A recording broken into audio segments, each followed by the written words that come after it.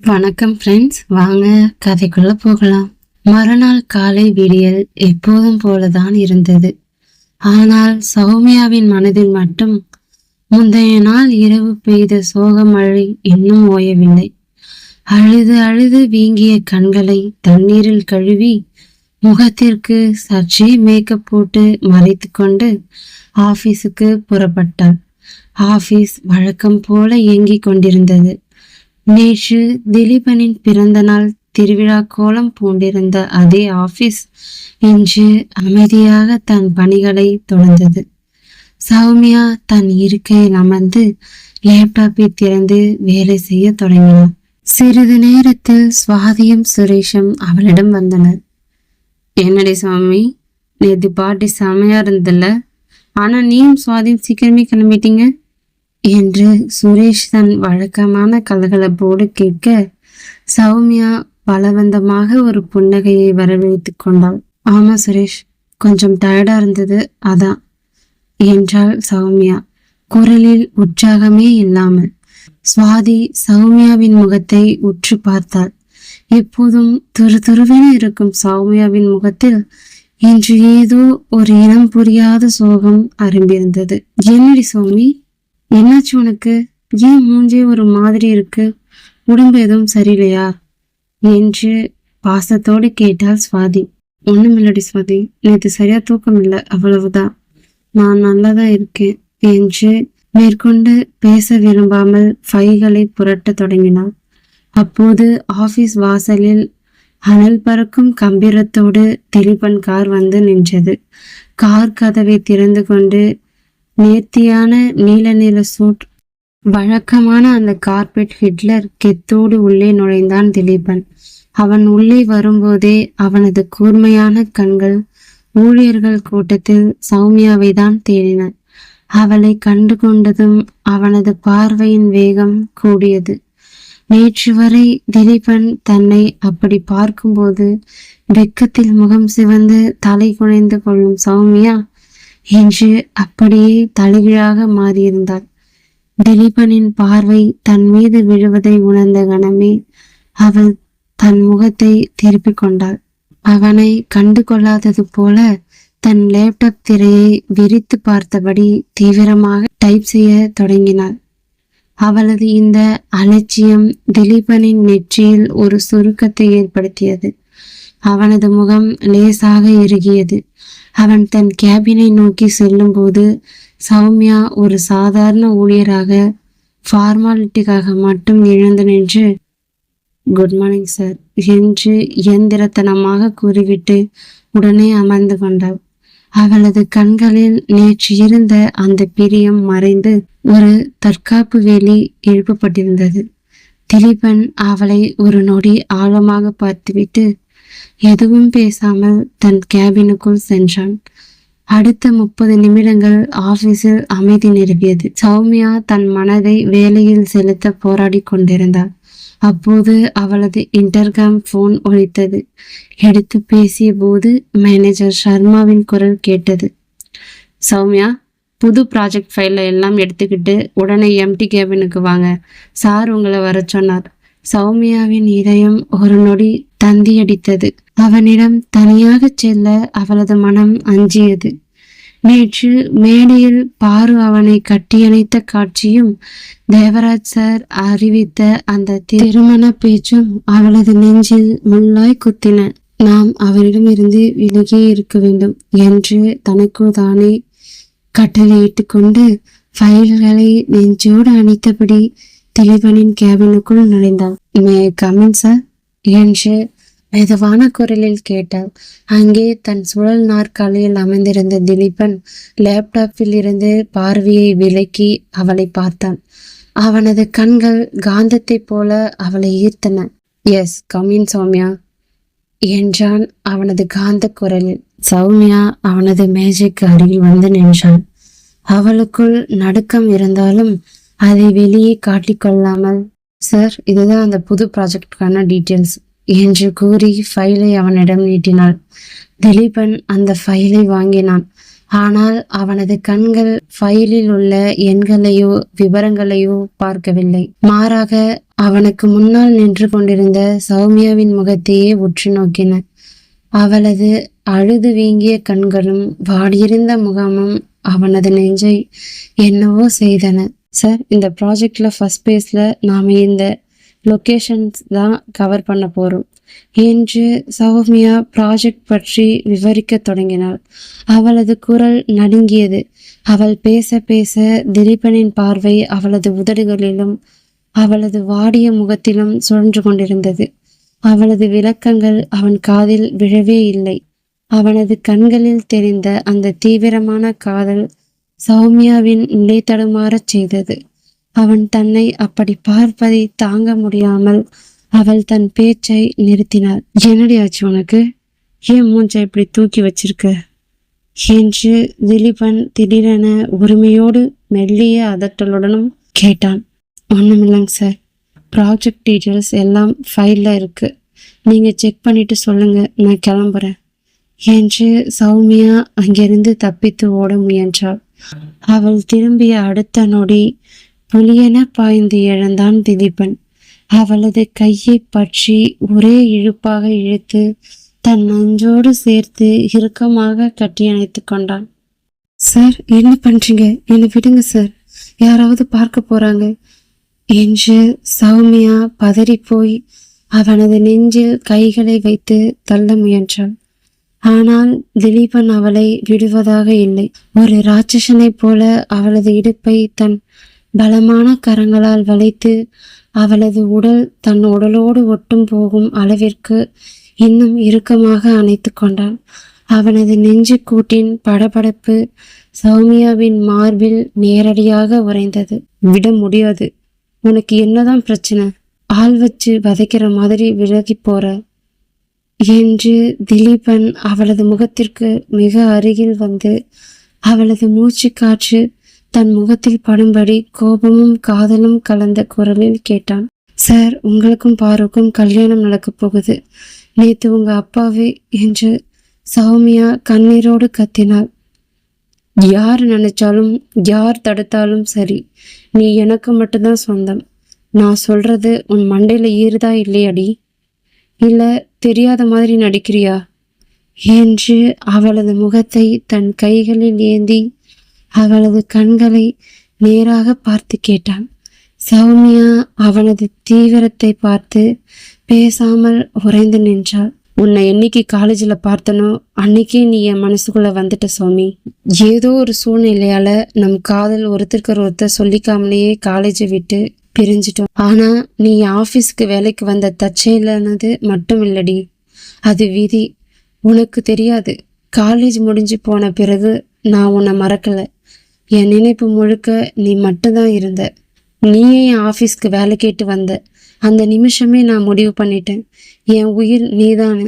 உன்னை இனிமே நான் விட்டு கொடுக்கவும் மாட்டேன், யாருக்காகவும் உன்னை விட்டு போகவும் மாட்டேன். அவனது ஆவேசமான ஆழமான வார்த்தைகள் சௌமியாவின் இதய துடிப்பை நிறுத்துவது போல இருந்தது. அவளது கண்களில் இருந்து கண்ணீர் வழிந்தோட அவனது காதலின் உண்மைத்தன்மையை அவளை முழுமையாக ஆட்கொண்டது.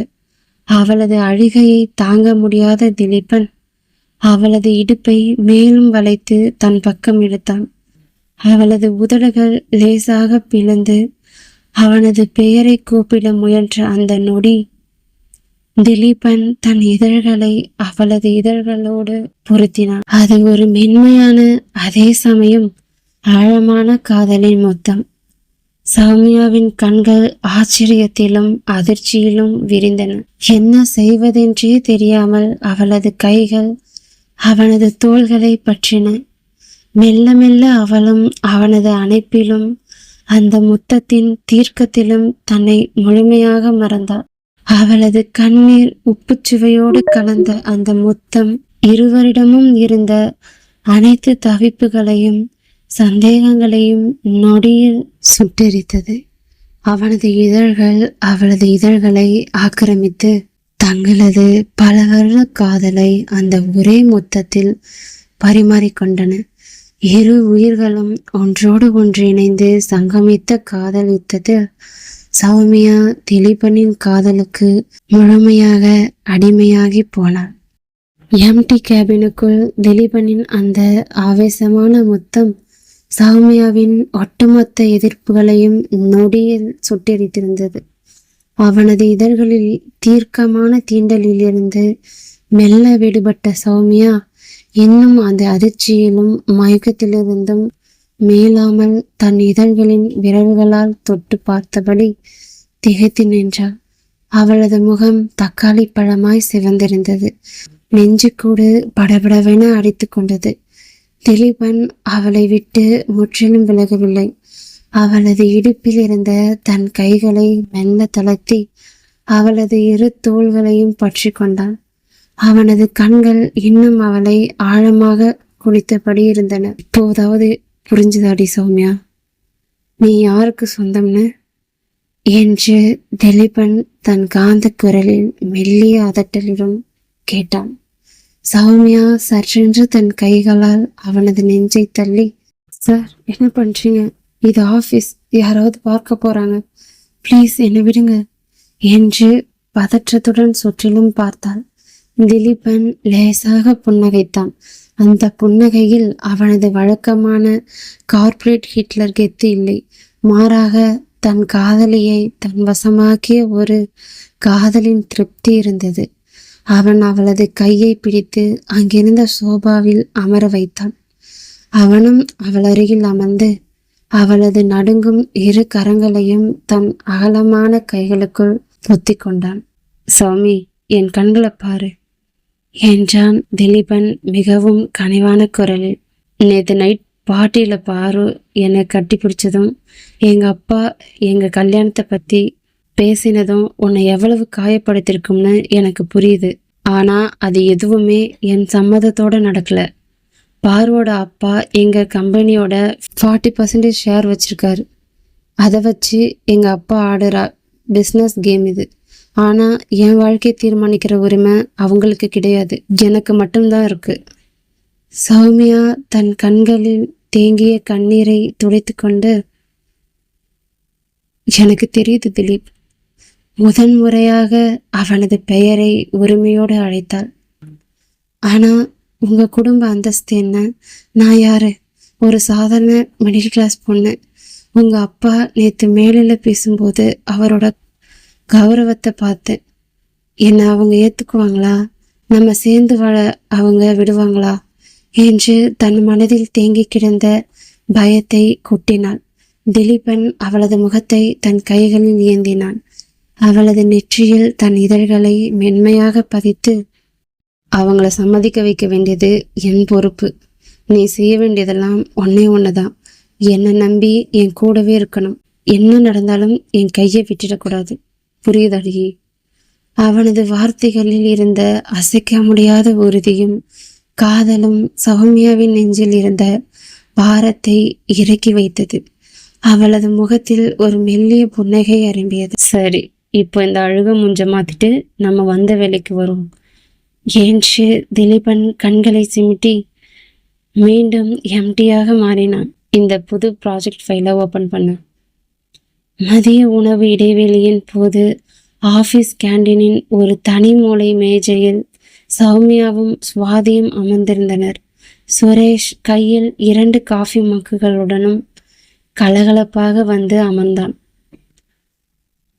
என்னடி சாமி, காலையில பார்க்கும்போது ஏதோ உலகமே அழிஞ்ச மாதிரி மூஞ்ச வச்சிருந்த, இப்போ என்னடானா முகத்தில் 1000 வாட்ஸ் பல்ப் எரியுது. எம்டி கேபினுக்குள்ள 1/2 மணி நேரம் என்னதான் நடந்தது என்று சுரேஷ் தன் வழக்கமான நக்கல் தோணியில் கேட்டான். சுவாதி சௌமியாவின் முக மாற்றத்தை கவனித்துவிட்டு, ஏய் சுரேஷ், சும்மா அவளை கிண்டல் பண்ணாதடா. சௌமி நேத்தி நைட் பார்ட்டியில அந்த பாரு உன்கிட்ட பேசினதை நான் கவனிச்சேன். அவ பார்வை சரியில்லை. இன்னைக்கு திலீபன் சார் உங்ககிட்ட ஒழுங்கா பேசினாரா என்று பாசத்தோடு கேட்டார். சௌமியா தயங்கி தயங்கி திலீபன் தன்னிடம் காதலை வெளிப்படுத்தியதையும் பாருவின் திருமண பேச்சுக்கு பின்னால் இருக்கும் பிசினஸ் அரசியலையும் அவர்களிடம் பகிர்ந்து கொண்டாள். ஆனால் கேபினுக்குள் நடந்த அந்த முத்த பரிமாற்றத்தை மட்டும் வெட்கத்துடன் மறைத்து விட்டாள். சுரேஷ் அதிர்ச்சியில் வாயை பிளந்தான். வாட்? நம்ம கார்ப்பரேட் ஹிட்லருக்குள்ள இப்படி ஒரு ரோமியோவா? மச்சான் என்கிட்ட மறைச்சிட்டல்லடா என்று மனதுக்குள் நினைத்து கொண்டான். ஆனா இந்த விஷயம் ராஜசேகர் சாருக்கு தெரிஞ்சா அவ்வளவுதான். அப்போது மேனேஜர் சர்மா பதற்றமாக அங்கே ஓடி வந்தார். சுரேஷ், சுவாதி, சௌமியா, உடனே உங்கள் லஞ்சை முடிச்சுட்டு எம்டி கேபினுக்கு வாங்க, ஒரு அர்ஜென்ட் மீட்டிங் என்று கூறிவிட்டு சென்றார். மூவரும் தங்களது உணவை முடித்துவிட்டு மேனேஜர் சர்மாவுடன் திலீபனின் கேபினுக்குள் நுழைந்தனர். திலீபன் லேப்டாப்பில் ஏதோ தீவிரமாக பார்த்து கொண்டிருந்தான். அவர்கள் உள்ளே நுழைந்ததும் வாங்க எல்லாரும் உட்காருங்க என்றான். சௌமியா திலீபனை பார்க்கும்போது அவளது கண்கள் லேசாக வெட்கத்தில் சுருங்கின. திலீபனும் அவளை ஒரு நொடி பார்த்துவிட்டு உடனே பிசினஸ் மோடுக்கு மாறினான். நம்ம கம்பெனிக்கு ஒரு மிகப்பெரிய சவால் வந்திருக்கு. நாம லான்ச் பண்ண போற அந்த கிரீன் எனர்ஜி ப்ராஜெக்டோட ரகசிய விவரங்கள் நம்ம எதிரி கம்பெனியான வீட்டுக் கைக்கு லீக் ஆயிருக்கு என்று திலீபன் சொன்ன அதிர்ச்சிகரமான தகவலை கேட்டு அந்த கேபினை திகைத்து நின்றது. மேனேஜர் சர்மா நெற்றியை துடைத்து கொள்ள திலீபன் நாற்காலியில் சாய்ந்து கவலை தோய்ந்த முகத்துடன், வீட்டுக்காரங்க நம்ம கிரீன் எனர்ஜி ப்ராஜெக்டை முடக்க பார்க்குறாங்க. இப்போ இந்த நிலைமையில இருந்து கம்பெனியை காப்பாற்ற நம்ம என்ன பண்ணலாம்? யாருக்காவது ஏதாவது ஐடியா இருக்கா என்று எல்லோரையும் பார்த்துவிட்டு கடைசியாக சௌமியாவை ஆழமாக பார்த்து கேட்டான். சௌமியா ஒரு நொடி யோசித்தாள். அவளது கண்கள் லேப்டாப் திரையிலிருந்து கிரீன் எனர்ஜி ப்ராஜெக்ட் விவரங்களை உற்று நோக்கின. சற்றென்று அவளது முகத்தில் ஒரு தெளிவு பிறந்தது. சார், எனக்கு ஒரு பிளான் இருக்கு என்று சௌமியா தன் கூர்மையான அறிவை பயன்படுத்தி பேசத் தொடங்கினார். திலீபன் நிமிர்ந்து அமர்ந்து அவளையே உற்று பார்த்தான். சொல்லுங்க சௌமியா என்றான் திலீபன். சார், வீட்டுக் கம்பெனி நம்ம கிட்ட இருந்து டேட்டாவை திருடி இருக்கலாம். ஆனா அந்த ப்ராஜெக்டோட ஒட்டுமொத்த கோர் அல்காரிதம் இன்னும் நம்ம லோக்கல் சர்வர்ல மட்டும்தான் இருக்கு. அவங்க திருடினது வெறும் மேலோட்டமான பிஸ்னஸ் மாடல் மட்டும்தான். நாளைக்கு காலையில் 9 மணி போர்டு மீட்டிங்கில் அவங்க இதை ப்ரெசன்ட் பண்ணி நாம் காப்பி அடித்ததா காட்ட நினைப்பாங்க. நாம் இன்னைக்கு நைட்டுக்குள்ளே இந்த ப்ராஜெக்டோட பேஸ் டு அப்டேஷனை ரெடி பண்ணி அதில் ஒரு புதிய காப்புரிமை கொண்டு வரணும். அதாவது அவங்க வச்சிருக்கிறது பழைய மாடல், நாம் வச்சிருக்கிறது அதை விட அட்வான்ஸான மாடல்னு போர்டு மெம்பர்ஸ் முன்னாடி நிரூபிக்கணும். அது மட்டும் இல்லாமல் அவங்க ப்ரெசன்டேஷன் முடிஞ்ச அடுத்த செகண்டே நம்ம இந்த அட்வான்ஸ் மாடலை சப்மிட் பண்ணால் அவங்க திருநது அம்பலமாகிடும் என்று சௌமியா மிக தெளிவாக ஒரு தேர்ந்த பிஸ்னஸ் அனலிஸ்ட் போல விளக்கி முடித்தாள். அதை கேட்டதும் சுரேஷ் மெதுவாக விசிலடிக்க சுவாதி அவளது கையை பிடித்து குலுக்கினாள். மேனேஜர் சர்மா வியப்பில் வாய்ப்பிழந்து நின்றார். திலீபனின் முகத்தில் ஒரு பெருமித புன்னகை அரும்பியது. தன் காதலியின் அந்த அசாத்திய புத்தி கூர்மை அவனுக்குள் ஒரு புதிய எனர்ஜியை கொடுத்தது. பிரில்லியன் சௌமியா, எக்ஸலண்ட் பிளான் என்று திலீபன் எழுந்து நின்று பாராட்டினான். சுரேஷ், சுவாதி, நீங்க 2 பேரும் சௌமியாவுக்கு ஃபுல் சப்போர்ட்டா இருங்க. இன்னைக்கு நைட்டுக்குள்ள இந்த புது ஃபைலை சக்சஸ்ஃபுல்லா ரெடி பண்ணி முடிக்கணும். ஆல் தி பெஸ்ட் என்று திலீபன் கட்டளையிட மூவரும் சவாலை எதிர்கொள்ள தயாராக வெளியே வந்தனர். இரவு 10 மணி. ஆபீஸில் மற்ற ஊழியர்கள் அனைவரும் கிளம்பிவிட எம்டி கேபினில் திலீபன் போர்டு மீட்டிங்கான மற்ற வேலைகளில் மூழ்கியிருந்தார். வெளியே கியூபிக்கல் ஏரியாவில் சௌமியா, சுவாதி மற்றும் சுரேஷ் மூவரும் தீவிரமாக லேப்டாப்பில் வேலை செய்து கொண்டிருந்தனர். சௌமியாவின் வழிகாட்டுதலில் புதிய ப்ராஜெக்ட் ஃபைல் மிக நேர்த்தியாக தயாராகி கொண்டிருந்தது. வேலை முடிவடையும் தருவாயில் சௌமியாவின் மனதில் ஒரு கேள்வி குடைந்து கொண்டே இருந்தது. சுவாதி, சுரேஷ், இங்க கொஞ்சம் வாங்க என்று இருவரையும் ரகசியமாக தன் மேஜைக்கு அழைத்தாள். என்னடி சௌமியா என்று சுவாதி கேட்டாள். நம்ம பிளான் படி ப்ராஜெக்ட் ரெடி ஆயிடுச்சு. ஆனா திலீப் சாருக்கே தெரியாம நம்ம இன்னொன்னு கண்டுபிடிக்கணும். இந்த ஃபைல் எப்படி யார் மூலமா லீக் ஆச்சுன்னு தெரியாம நாம நாளைக்கு மீட்டிங்க்கு போனா மறுபடியும் ஆபத்து தான் என்றாள் சௌமியா ரகசிய குரலில். ஆமா சௌமியா, எனக்கும் அதே சந்தேகம் இருக்கு என்றான் சுரேஷ்.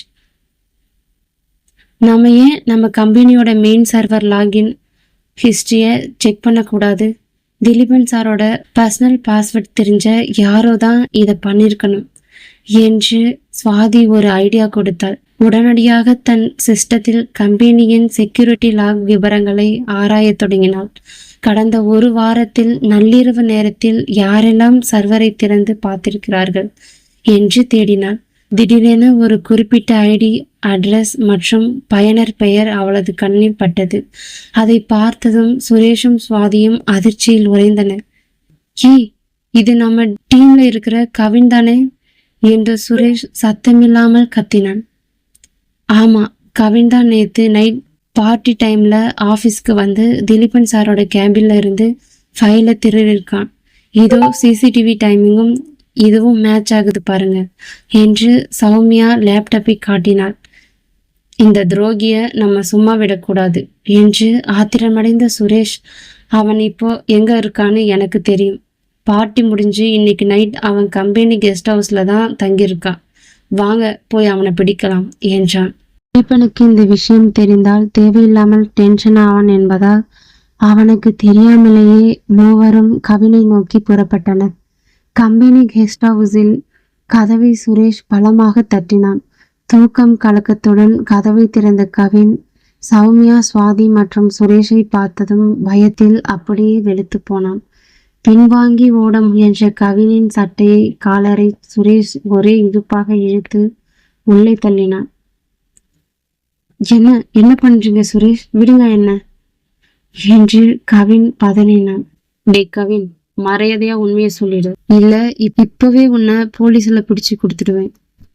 நேற்று நைட் எம்டி சாரோட கேபின்ல இருந்து ப்ராஜெக்ட் ஃபைலை திருடி எதிரி கம்பெனியான வீடெக்கு ஏண்டா கொடுத்த என்று சுரேஷ் அவனது முகத்திற்கு நேராக கையை நீட்டி மிரட்டினான். கவின் முதலில் நான் எதுவும் பண்ணல என்று மழுப்ப முயன்றான். சௌமியா குறுக்கிட்டு தன் போனில் இருந்த சர்வர் லாகின் ஆதாரங்களையும் சிசிடிவி இமேஜையும் அவனிடம் காட்டினாள்.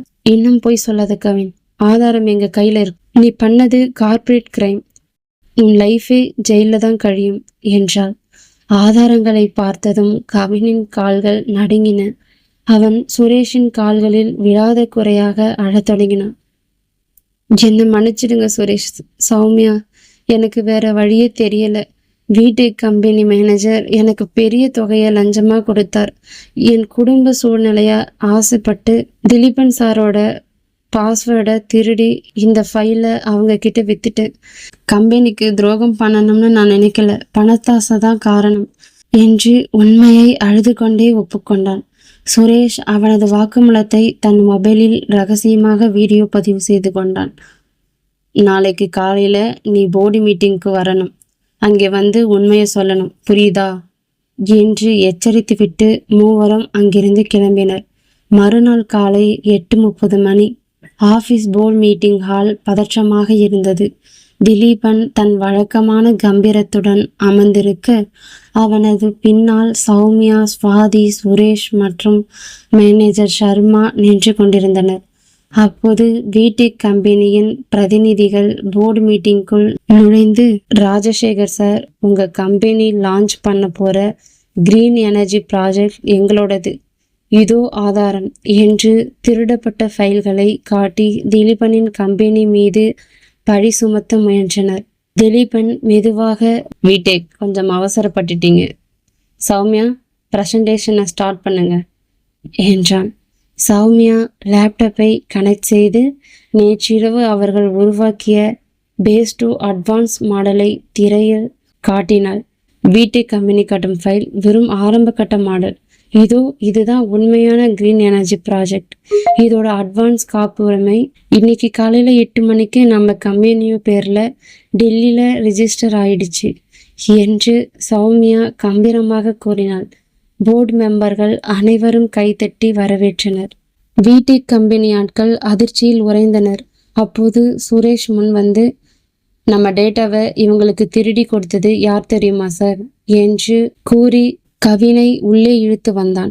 கவின் பயந்து கொண்டே, என்னை மன்னிச்சிடுங்க சார், வீடெக் கம்பெனி காசு கொடுத்ததால நான் தான் ஃபைலை திருடினேன். என்று வீடியோ ஆதாரத்துடன் ஒப்புக்கொண்டான். செக்யூரிட்டிகள் கவினையும் வீட்டுக் ஆட்களையும் வெளியே அழைத்துச் சென்றனர். மீட்டிங் திலீபனின் மாபெரும் வெற்றியோடு நிறைவடைந்தது. எல்லோரும் கலைந்து சென்ற பிறகு மேனேஜர் சர்மா ஓடி வந்து சௌமியா, சுவாதி, சுரேஷ் மூவரையும் கட்டிப்பிடிக்காத குறையாக பாராட்டினார். சௌமியா, உங்க புத்திசாலித்தனமான பிளானும் நீங்க 3 பேரும் சேர்ந்து பண்ண இந்த ரகசிய ஆப்ரேஷனும் தான் இன்னைக்கு நம்ம கம்பெனியையும் திலீபன் சாரோட பதவியையும் காப்பாத்திருக்கு. உங்களை நினைச்சா எனக்கு ரொம்ப பெருமையா இருக்கு என்று உணர்ச்சி வசப்பட்டு பாராட்டினார். திலீபன் சௌமியாவின் அருகில் வந்தான். அவனது கண்களில் காதலும் நன்றியும் ததும்பின. தேங்க்ஸ் சாமி என்று மெல்லிய குரலில் கூறினான். இந்த கதையை தொடர்ந்து கேட்க நமது அவள் கீதம் சேனலை சப்ஸ்கிரைப் செய்து ஆதரவு கொடுங்கள் ஃப்ரெண்ட்ஸ். நன்றி.